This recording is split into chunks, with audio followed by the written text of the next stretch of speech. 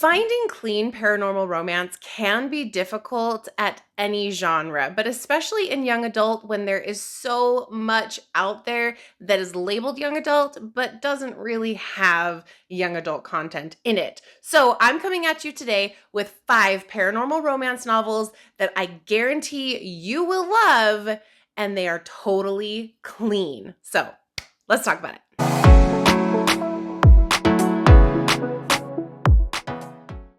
Now, before we get started, I am going to ask you to do the YouTubey things. Click the like button. Go ahead and subscribe to the channel if you like paranormal romance and bookish things.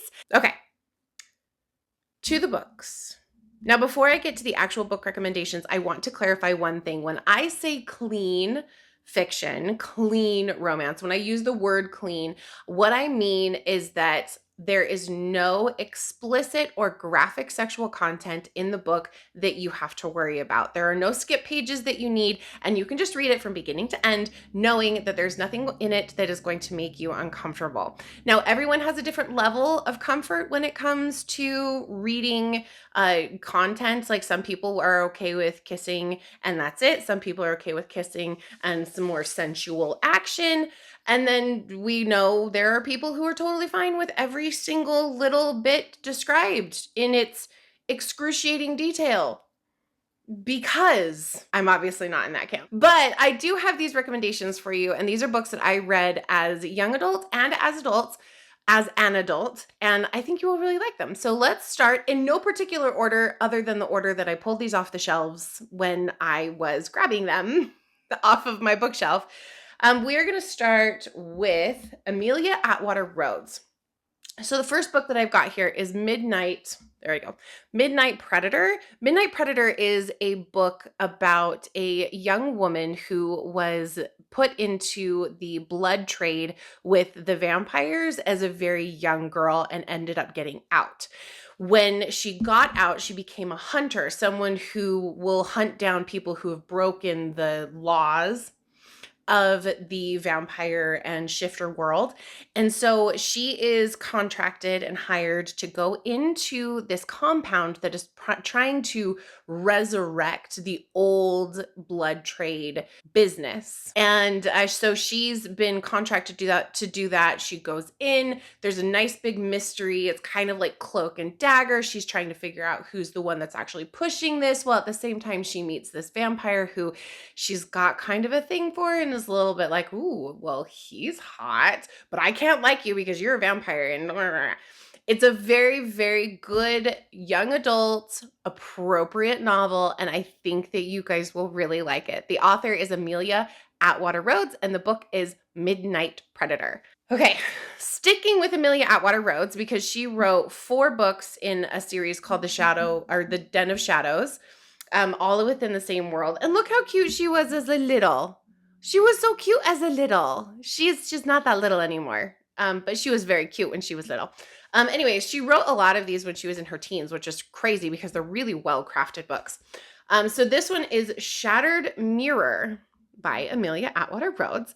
So this is a love triangle. It's very reminiscent of Vampire Diaries, where we have brothers who are both falling in love with the same girl. They are drastically different from each other, and there's a whole bunch of danger in her choosing one of them and falling in love with one of them. So this one's really fun.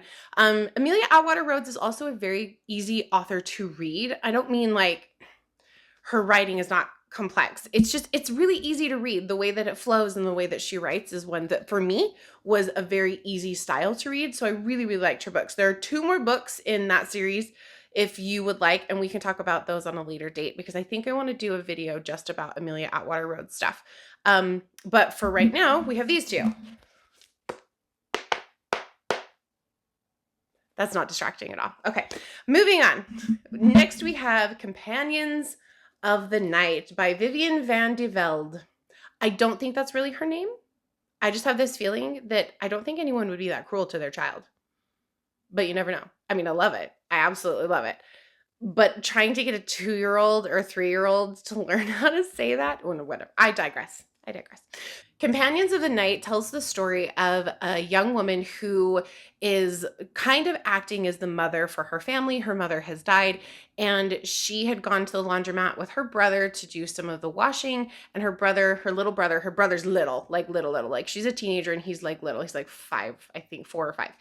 And he leaves his favorite stuffed animal there, and she has to go back after he's at bedtime to go get the stuffed animal at the laundromat. Well, at that point, it's kind of dark and it's later, and she gets there, and when she grabs the stuffed animal, there is a huge hullabaloo commotion. There's a bunch of dudes that are attacking this one guy, and they're like freaking out, saying they're going to torture him and that he's a demon, and they start calling him a vampire. And she thinks, oh my gosh, they're all high on drugs. I need to get out of here. So in her attempt to escape, the guy who is being attacked actually grabs her, playing into the idea that he is a vampire, goes with or takes her away with him as a hostage, and thus begins the story of her and this incredible knight in this world of, darkness and evil, and she's stuck in the middle of this big battle between these hunters and the vampires. And it's a very, very, very good book. It does not end the typical way that young adult fiction or young adult paranormal romance ends nowadays. A lot of those you kind of can see the end coming, far back. But in this case, the ending of this book did not happen the way that I thought it would. And the author does a very, very good job of subverting expectations through a lot of it. And I really, really enjoyed it. So it's Vivian Vande, Companion of the Night. Oh, there's an S there. I'm sorry. Companions of the Night. Okay. All right. So next. The next 2 books and the last 2 wrapping up are from the same author, and they're actually series. Both of them are series, but you can get these books now in omnibus versions, which is why I counted them as one, because it's actually kind of hard to find the original printings of anything by this author, which is really frustrating, especially for those of us that are purists and want the original covers, which is almost impossible to get now. Not almost, it is impossible. So if anybody finds the original covers for this author and her works, please let me know, because I will buy them. I love them so much. The original covers were so good. Anyway, so the author is L.J. Smith, and the first book series that I am going to suggest is Dark Visions. Now, this is not a vampire novel. This is a psychic mind power kind of book. So the idea is did I say Dark Visions? Yes, Dark Visions. I think I said Dark Visions. The main character, she's a young girl who they do this testing. And it happens in the Pacific Northwest, which I think is a fantastic setting for this book. It's definitely vibes, like hardcore, good, yummy, dark, delicious vibes. But she's growing up in the Pacific Northwest, and there is this organization that shows up to her school, and they do these testings. And what she doesn't know is the testing is actually a test to see if she has psychic powers. Not she specifically, but like if anyone in the class has psychic powers. She ends up passing the test in a way that shows that she has psychic abilities, and she goes to live at this large manor where all of these other kids are that have psychic abilities. Now, there are 2 boys that are there. One is dark and one is light in every way.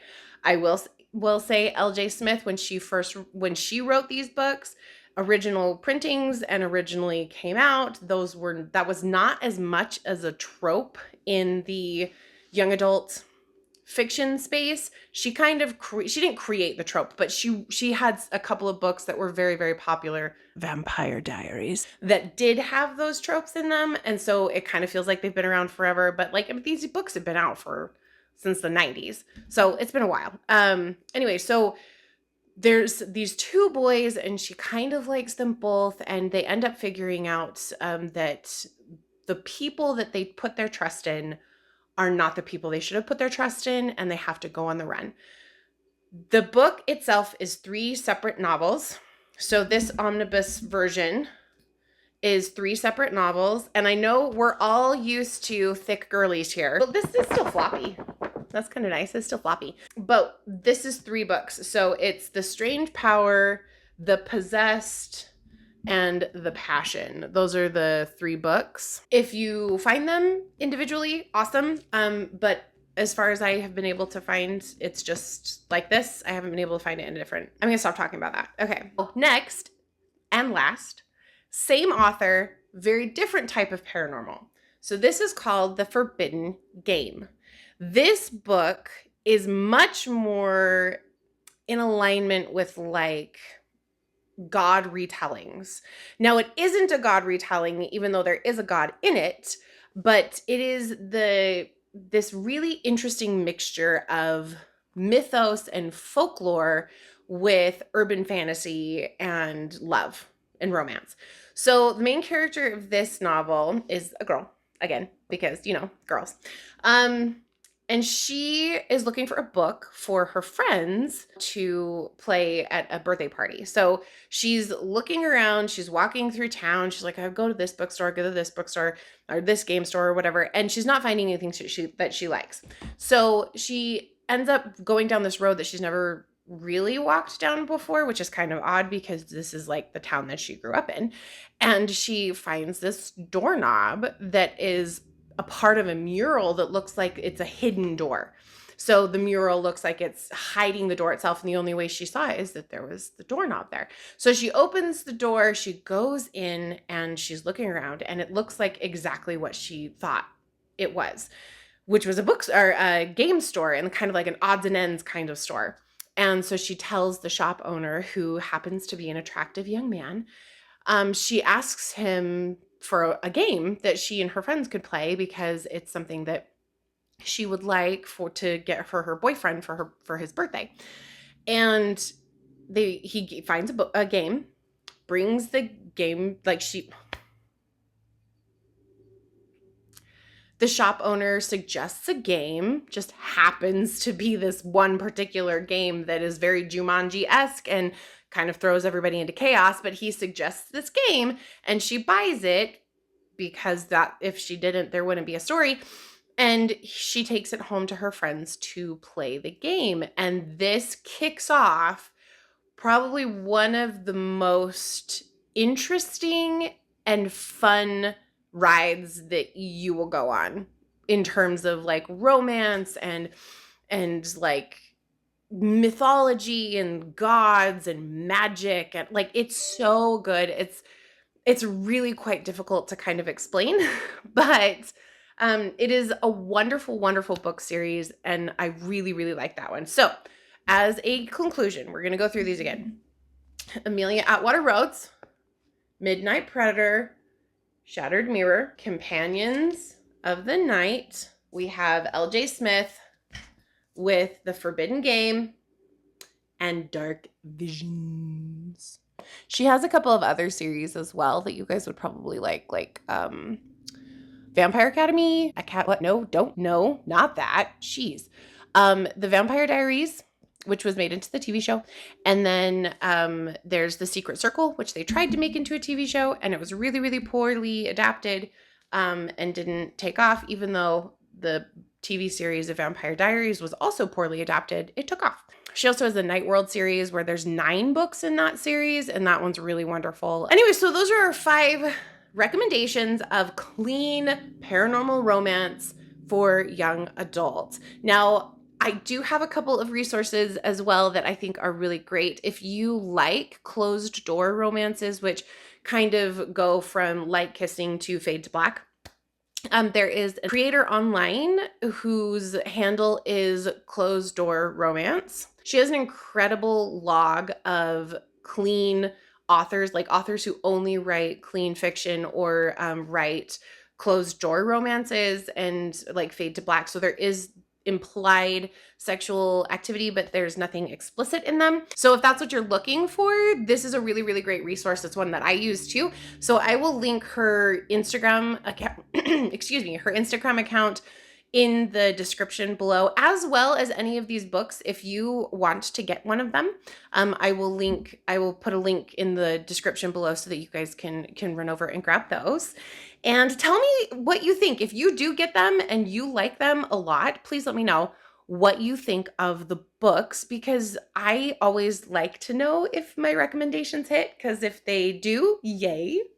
If they don't, I'm sorry. And if you have recommendations of clean paranormal romance for young adults, I would love to hear it in the comments below, because I know, especially for how old I am, there are probably a ton that I don't know about. So thank you for joining me today on this recommendations video. If you got any value out of what you watched today, go ahead and like and subscribe to the channel if you like the bookish things. Ring that notification bell so that you don't miss an upload, either of shorts or long form videos. Thank you so much for being here with me, and remember, you are worthy, you are loved, and happy reading.